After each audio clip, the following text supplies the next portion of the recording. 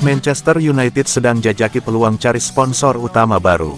Manchester United dan perusahaan teknologi Amerika Serikat, Qualcomm, sedang dalam negosiasi lanjutan untuk menjadi sponsor baru di bagian depan seragam mereka. Dilansir dari The Athletic, tim Premier League tersebut mengincar kesepakatan yang akan membayar mereka sebesar 60 pound juta atau setara dengan rp 1,1 triliun per tahun. Mengingat bahwa banyak kaos imitasi telah terjual pada saat ini, sangat diragukan bahwa kesepakatan tersebut akan mulai berlaku musim ini. Sebaliknya, hal itu diharapkan akan dimulai pada musim berikutnya. Bersama Qualcomm, sebuah perusahaan yang membuat chip untuk perangkat telekomunikasi, United telah menjalin kerjasama. Pada Agustus tahun 2022, klub menandatangani kontrak untuk mempromosikan merek anak perusahaan Qualcomm, Snapdragon, yang digunakan di banyak ponsel pintar kelas atas, PC, konsol game, perangkat mobile yang terkoneksi, dan produk lainnya di seluruh dunia. Sebagai bagian dari perjanjian tahun 2022, Qualcomm juga berjanji untuk memberikan saran kepada Setan Merah tentang peningkatan koneksi seluler yang akan datang di Old Trafford untuk meningkatkan pengalaman penggemar.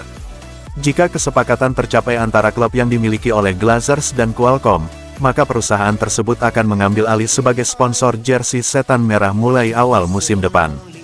Dalam 2 musim terakhir, sponsor utama Manchester United yang terpampang di bagian depan jersey mereka adalah TeamViewer yang tak lain adalah perusahaan perangkat lunak yang berasal dari Jerman.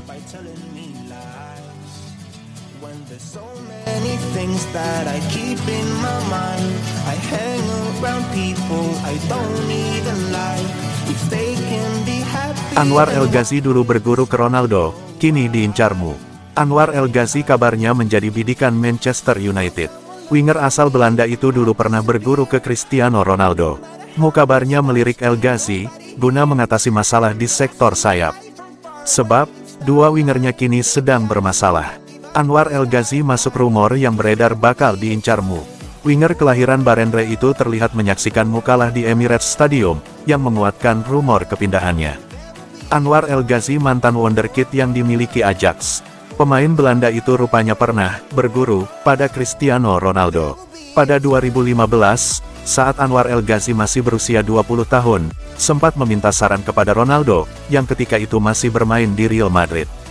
Perihal keputusan membela tim nasional ditanyakan El Ghazi kepada CR7.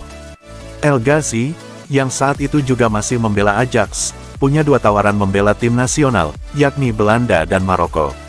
Ronaldo menyarankannya untuk membela tim oranye. Pada akhirnya, El Ghazi mengikuti saran Ronaldo. Ia membela Belanda, namun minim membuat penampilan. Ia cuma punya 2 caps, dan belum lagi dimainkan sejak 2015. Pada 2022, El Ghazi ingin pindah timnas menjadi Maroko, yang disambut negara Afrika itu.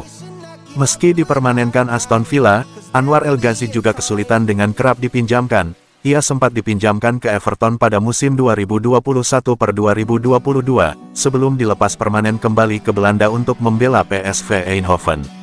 Pada September ini, El Ghazi memutuskan cabut dari PSV dan kini berstatus free transfer. Total, El Ghazi punya catatan 299 laga di level klub, dengan membuat 64 gol.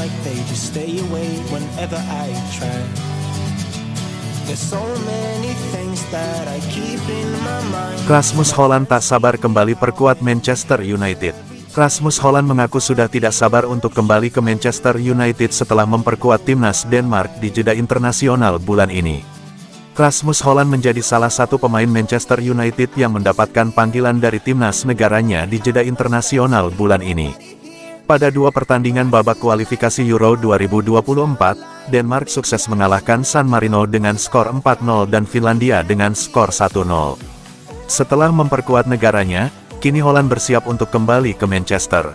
Hojlund mengaku sudah tak sabar untuk kembali dan berharap mendapatkan kesempatan untuk tampil di tim utama. Hojlund sendiri baru sekali tampil memperkuat MU saat mereka kalah 3-1 dari Arsenal pada laga terakhir mereka. Tentu saja, saya telah mengatakannya berkali-kali, tetapi mungkin itu adalah kerinduan terbesar saat Anda bersama tim nasional, jadi saya menantikannya, ujar Hojlund seperti dilansir dari Tribal Football. Saya menghidupkan mimpi itu setiap hari, jadi saya senang akan hal itu. Pemain berusia 20 tahun ini melakukan debutnya pada babak kedua saat menghadapi Arsenal pada hari Minggu lalu. Itu merupakan hal yang positif. Saya sendiri berpikir bahwa saya melakukan penyesuaian yang baik, dan saya berharap ada lebih banyak menit setelah jeda internasional bersama tim nasional. Kami memiliki beberapa pertandingan menarik di depan. Kami harus menghadapi Brighton akhir pekan ini dan Bayern Munich pada pertengahan pekan depan, jadi saya sangat menantikannya.